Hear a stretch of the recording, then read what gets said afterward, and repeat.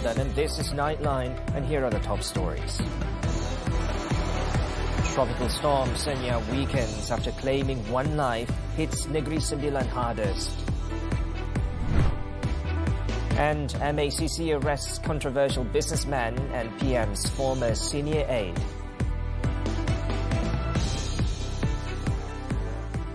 Good morning. Tropical storm Senya, which made landfall along the Selangor-Negeri Sembilan border shortly after midnight on Friday, has since dissipated but continues to bring residual rainfall. The weather phenomenon resulted in one fatality in Malacca, along with dozens of incidents of fallen trees, landslides and flash floods across Negeri Sembilan.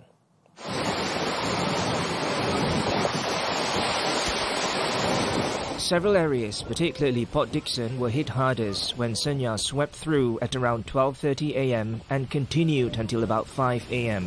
Powerful winds uprooted trees and blocked several roads in the coastal town. The Fire and Rescue Department also responded to a report of a collapsed offshore platform structure in Port Dickson, but all 8 workers were unharmed. The stranded victims, whose ages ranged from the 20s to 50s, were rescued using tugboats and rescue vessels. In Seremban, a landslide which damaged the home of a 6-member family was reported at Taman Bukit Berlian at around 3 a.m. Negeri Sembilan merekodkan insiden yang teruk sekali berkaitan dengan Senya, iaitu 33 kes tanah pokok tumbang, 1 kes tanah runtuh dan juga 1 runtuhan struktur dan juga 2 lokasi banjir. Manakala negeri-negeri lain dia berada, saya katakan boleh katakan stabil lah. Hisham also confirmed that the single fatality linked to the storm occurred in Malacca. The victim, a 49-year-old man, died after his motorcycle crashed into a fallen tree on Jalan Selanda heading towards Macap, Jasin at about 6:57 a.m. Meanwhile, Senior Director of the Malaysian Meteorological Department's National Weather and Earthquake Operations Centre, Makrun Fazli Muhammad Fahmi, confirmed that Tropical Storm Senya has dissipated over the country. The extraordinary weather system began weakening since early Friday morning. Sekarang ni kita kata dah tiada lagi lah. Jadi kalau ambil pergerakan daripada kemarin ya, dia mula memasuki kawasan darat di negara kita di sekitar awal pagi. Dan daripada situ dia mula melemah dan akhirnya kita kata dia tak dikategorikan lagi sebagai ribut tropika lah. Senya's effects, however, are still being felt in the form of cloud formations bringing heavy rain, though its intensity has lessened compared to the peak period on Thursday and the night before. In Selangor, Tropical Storm Senya also caused flooding in several areas across the state. 7 temporary relief centres were opened on Friday to accommodate 289 victims. Kampung Salak Tengah was among one of several villages in Sepang that was inundated. Flooding occurred after Sungai Batang Labu overflowed earlier in the morning due to heavy rainfall. Dalam lepas subuh lah. Lepas subuh dah start? Lepas subuh. Air naik slow je. Dan tiba-tiba kapal air datang dari Nilai. Dan kapal air keluar ke Nilai, kita tak boleh keluar. Kita dah stuck lah. The strong currents trapped residents inside their homes before they were rescued by fire and rescue personnel. According to the villagers, the floods were caused by unusually high water levels in Sungai Batang Labu. Kalau kata daripada yang sebelum-sebelum ni, nampaknya ini pertama kalilah disebabkan oleh ribut lah. Kalau sebelum-sebelum ni memang kerana daripada backflow air laut lah yang air pasang.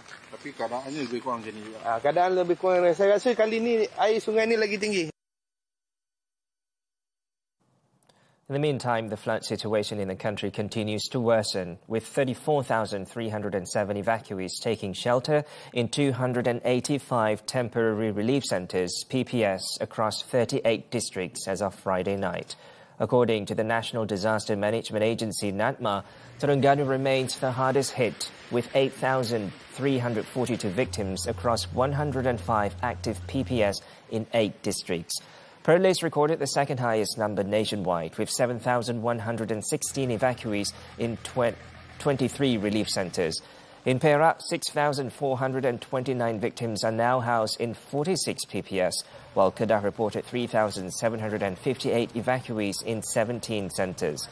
Elsewhere, Kelantan recorded 3,455 victims across 18 PPS, while in Selangor, 3,169 evacuees are taking shelter in 21 PPS.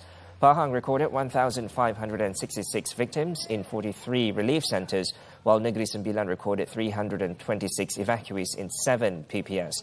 Malacca is also affected, with 146 people sheltered across 5 relief centres statewide.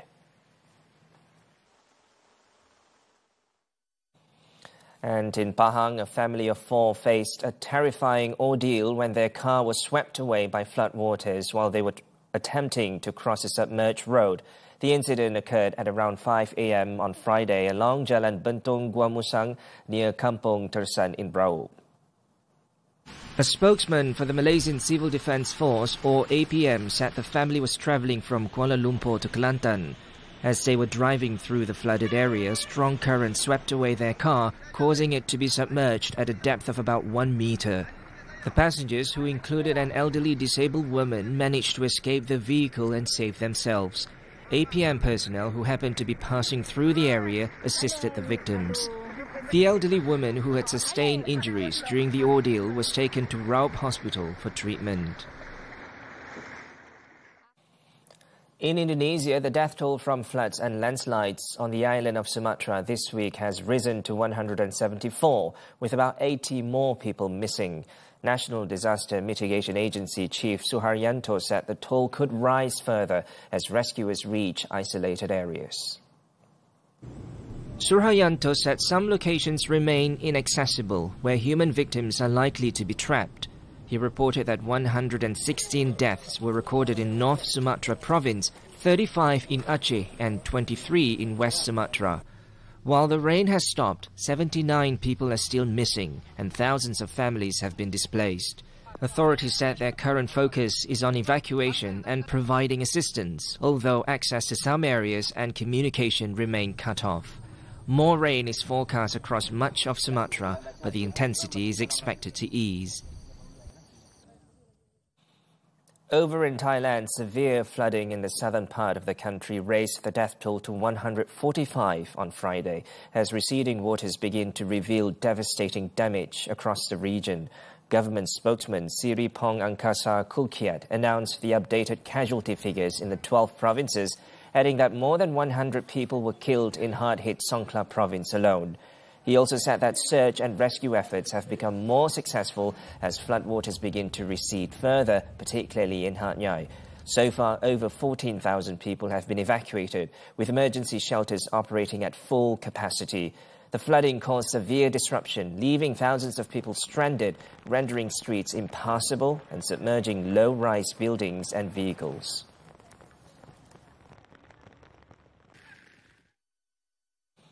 Moving on, former senior political secretary to the Prime Minister Datuk Seri Shamsul Iskandar Muhammad Akin and controversial businessman Albert Tay are expected to be remanded on Saturday after being detained by the Malaysian Anti-Corruption Commission on Friday. A third individual, a woman named Sophia Rini, has been placed under 4-day remand. MACC Chief Commissioner Tan Sri Azam Baki described Tay as the key individual in the investigation into corruption allegations he made against Shamsul Iskandar. The team of MACC officers raided Tay's home in Puchong at around 10:15 on Friday morning. Tay was taken away in an MACC vehicle, though his lawyer Zaid Malik later confirmed that his client was brought back to the residence before being removed again at approximately 12:50 p.m. Zaid said he was not allowed to meet his client or receive any information on the nature of the detention. The arrests follow MACC's announcement that it had opened an investigation into Tay's allegations against Shamsul Iskandar.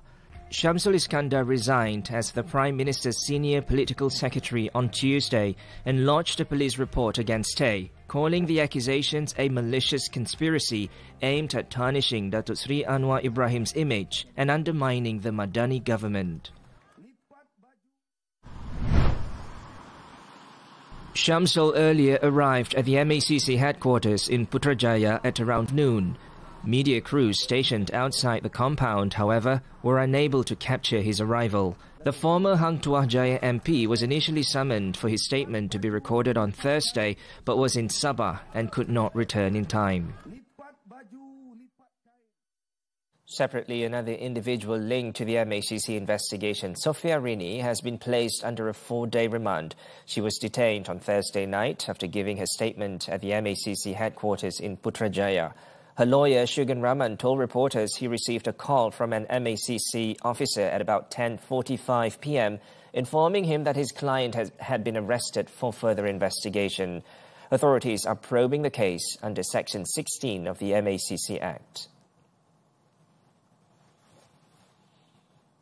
Meanwhile, Azam Baki said the MACC is expediting investigations involving the 3 detained individuals, describing the case as one of significant public interest that must be resolved swiftly and transparently.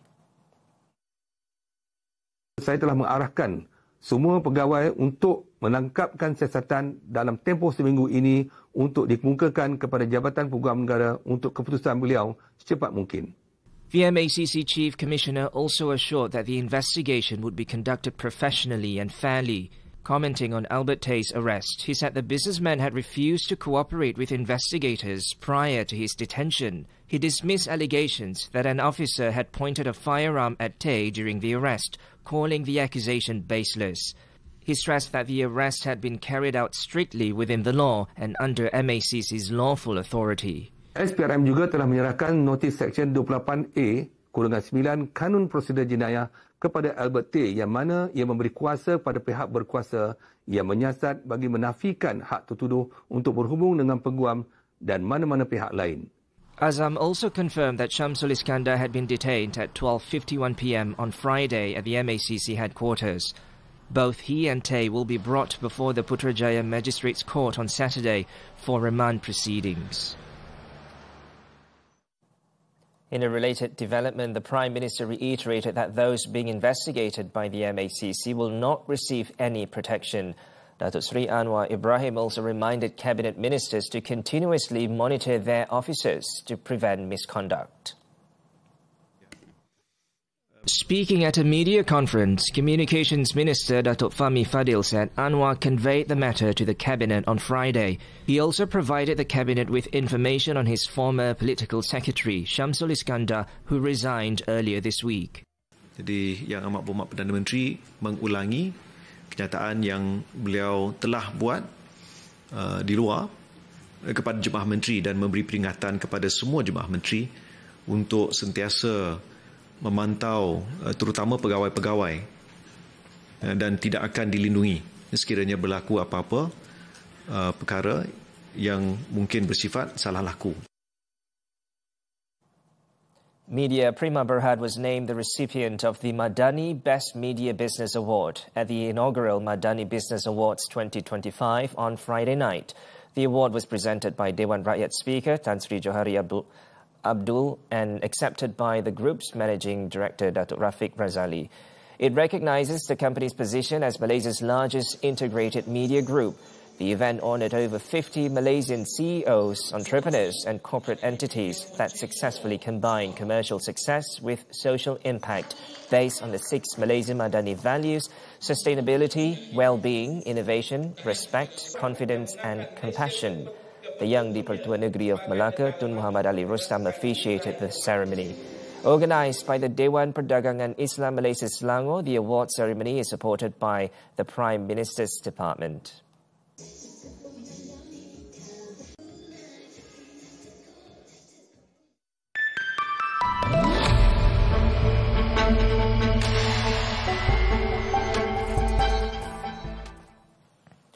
Malaysia's exports rose to 148.3 billion ringgit in October this year, up 15.7% compared to the same month last year. Pulau Pinang remained the largest contributor, accounting for 40% of total export value. According to the Department of Statistics, DOSM, the growth was driven by higher exports from states such as Pulau Pinang, Johor, Perak and Terengganu. Meanwhile, Pahang, Kedah and Kuala Lumpur were among the states that recorded declines in export value. National imports also increased, up 11% to 113 billion ringgit in October.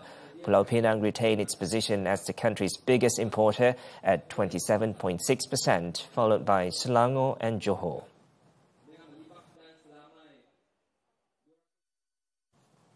Stronger protective measures on artificial intelligence, child protection and online harms have been identified as key priorities in the 2025 National Public Consultation Report, which is aimed at building a safer and more ethical digital environment. Nearly 2,000 Malaysians took part in the 2-month consultation led by the Communications and Multimedia Content Forum, or CMCF, as part of a review of the country's Communications and Multimedia Content Code. The report emphasized the need for practical safeguards, including clear labeling, individual responsibility, and realistic obligations for AI platforms and emerging technologies. It also highlighted calls for stronger measures to prevent and address the spread of child sexual abuse material and for content producers to comply with child protection laws and best practices to ensure age-appropriate, non-violent and positive content. According to CMCF Chairman Datuk Rafiq Razali, ethical frameworks must evolve in line with technological advancements. He said the review will also produce a more inclusive and future-ready content code, balancing freedom of expression with accountability and respect. Findings from this public consultation will guide the final drafting of the updated content code to address modern digital challenges.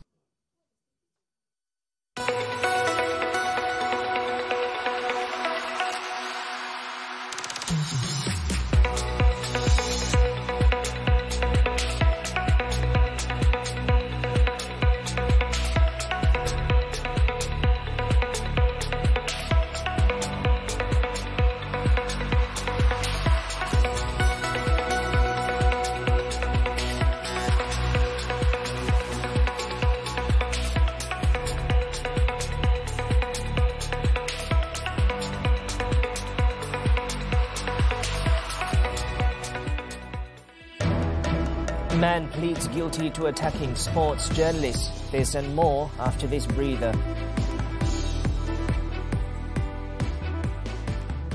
Fan nombor 1, itu memang kamu. Jangan tunggu. Vote laju-laju. Undi calon top 10, 37. Kita bagi kecoh. Nombor 1, bintang paling popular. You are the one. Kita tentukan. ABPBH 37. Satu keunggulan. Memang tiada lawan. Joe. Undi straight sampai 9 Disember. Scan the QR. Cepat undi-undi. Benda free. Tak payah banyak bunyi. Tak cukup. Kita ganda lagi.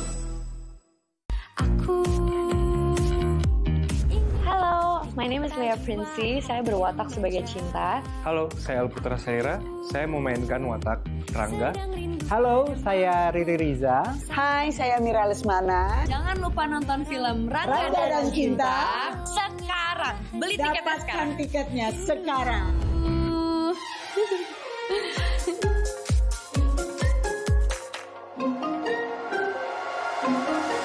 Apa kata kalau kita pergi Ipoh? Melaka dengan Johor pun best juga. Spek siapa yang tertinggal ni? Mana ambil lah.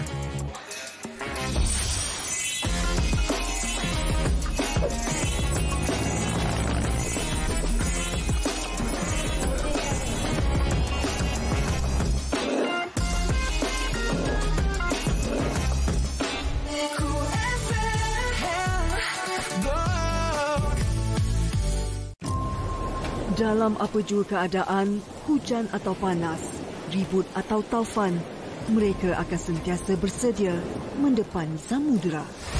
Mereka yang dipilih untuk bekerja dalam penerangan cari gali ini boleh saya katakan mempunyai dedikasi yang tinggi. Pekerjaan mereka bukan sekadar untuk mencari nafkah untuk keluarga mereka, tapi lebih kepada memastikan operasi dari segi teknikal di pesada dunia. Setiap detik bekerja di pelantang minyak membawa erti pengorbanan penuh makna. Welcome back. A 37-year-old man was charged in the Kuala Lumpur Magistrates Court on Friday with assaulting sports journalist Harish Deol earlier this week. Delivery rider R. Krishnan pleaded guilty when the charge was read before Magistrate Ili Mariska Khalizan. Krishnan was accused of voluntarily causing hurt, along with another suspect who is still at large, to Harish in Bangsa at about 3:30 p.m. last Tuesday.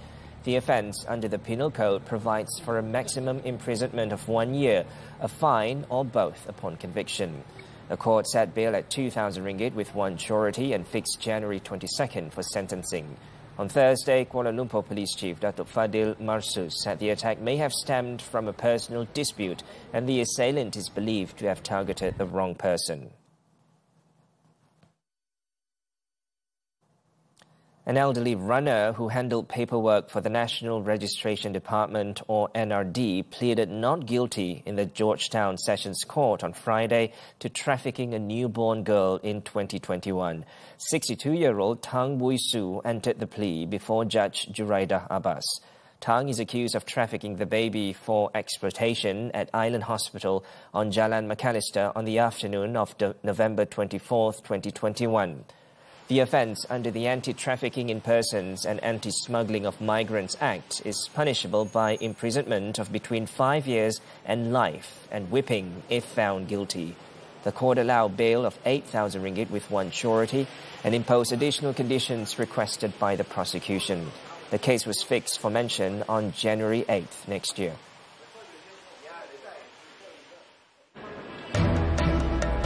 Hong Kong Tower fire toll rises to over 120. The details when Nightline returns. Lenora ni, apa yang menarik perhatian saya ialah ia sentiasa datang dengan edisi yang berbeza-beza yang menarik perhatian. Kita pernah buat sendiri Lenora ni, collab dengan wanita hari ini. Memang kita tahu brand ni boleh dipercayai. Cantik sangat, ada bunga-bunga. Very girly. Senang nak masak pressure cooker ni kan, macam-macam ada. Dia dah ada preset tu yang best tu. Wanita kan suka bunga, jadi nak masak pun ada bunga dekat sini. Saya percaya boleh menarik perhatian golongan wanita, golongan ibu untuk lebih berkreativiti di dapur. Apa dia pakai? Kenapa muka dia macam tu?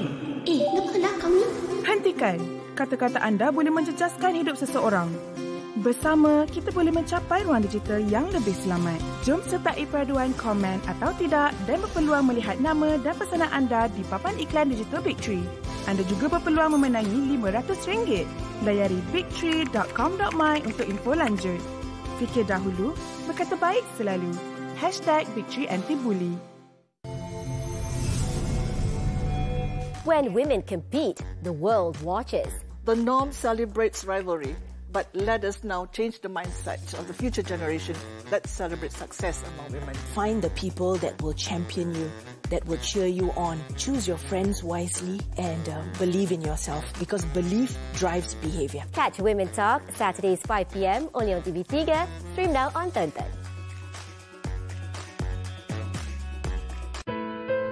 Ada juga cakap dengan abang, nanti abang besar, mak mana tengok kakak jalan macam abang. Macam teringin lah untuk dia macam budak-budak normal. Doktor dia cakap dia cuma lambat je, cuma kita je kena sabar.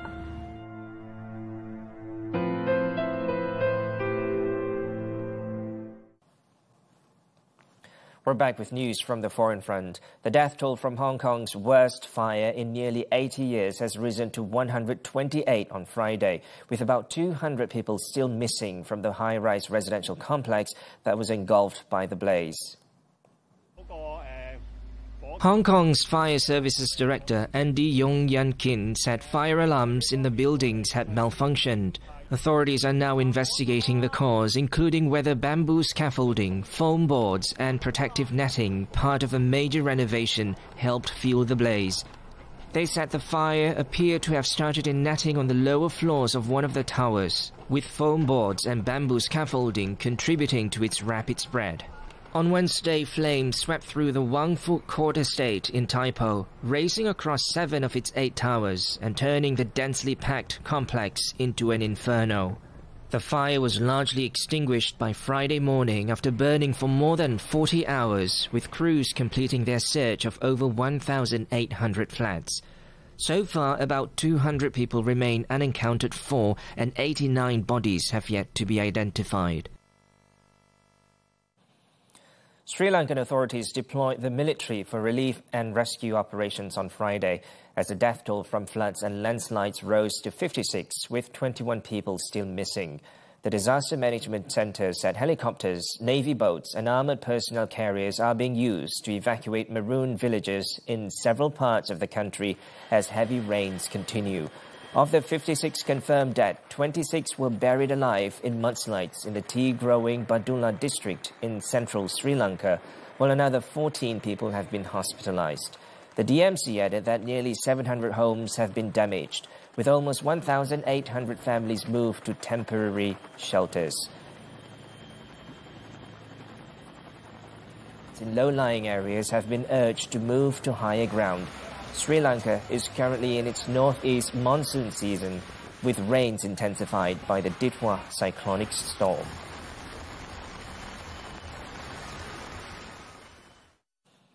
In other news, at least 13 people, including children, were killed and 25 others injured after Israel launched another incursion into Syria's Damascus countryside early Friday. Syrian state media said 2 children were among the victims of the dawn raid, which forced dozens of families to flee the town of Beit Jin to safer areas. Many victims are still trapped under the rubble as the residents are still working to recover them. However, rescue efforts were halted as the Syrian civil defense said rescuers could not enter due to ongoing Israeli drone activity and fire. The Syrian Foreign Ministry condemned the raid as a full-fledged war crime, accusing Israeli forces of deliberate shelling after a failed ground incursion.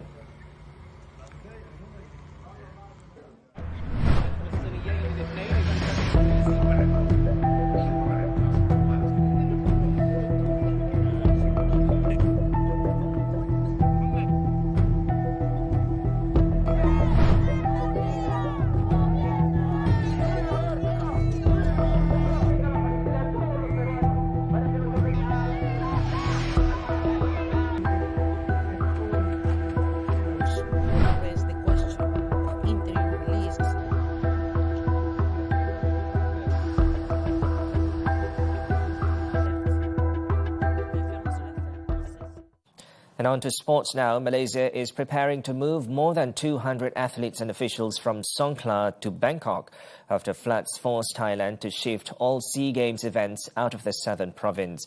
The National Sports Council, or NSC, said it is ready to assist the Olympic Council of Malaysia in coordinating the relocation of 206 contingent members who were initially scheduled to compete in 10 sports in Songkhla.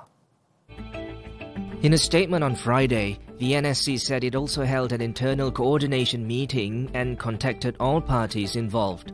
The council added that the Thai committee stressed that the move was necessary to ensure the games can proceed in controlled conditions and to address safety and health concerns for athletes affected by the floods. The NSC has contacted the Malaysian embassy in Bangkok to ensure logistical assistance is provided through the relocation. The 10 affected sports are Muay Thai, Pencak Silat, men's football, chess, judo, kabaddi, karate, peitong, wushu and wrestling. Moving on to football now, the national team kept up their winning streak, claiming a 4th straight victory in the 2026 AFC Under-17 Asian Cup qualifiers with a 2-1 win over Singapore in Hanoi on Friday. Malaysia struck early, taking the lead in the 5th minute as Iman Danishuko neatly finished a cross. They doubled their advantage just before half-time with captain Ryan Hakim Norizan heading in Iman's delivery in the 44th minute. Singapore pulled one back in the 75th minute through Aryan Helmi, conceding Malaysia's first goal of the qualifiers. Next, Malaysia face host Vietnam on Sunday in the Group C decider with a spot at the Asian Cup finals in Saudi Arabia up for grabs.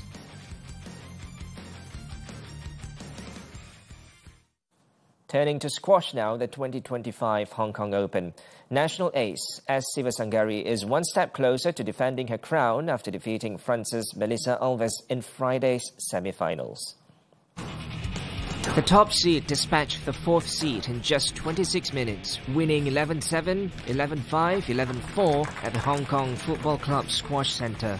Sivasangari had also faced Alves at last year's World Team Championships at the same venue in Hong Kong, where she clinched Malaysia's opening win against France. She will now meet 3rd seed Fairuz Abulkhair of Egypt in Saturday's final as she aims to retain the silver level title.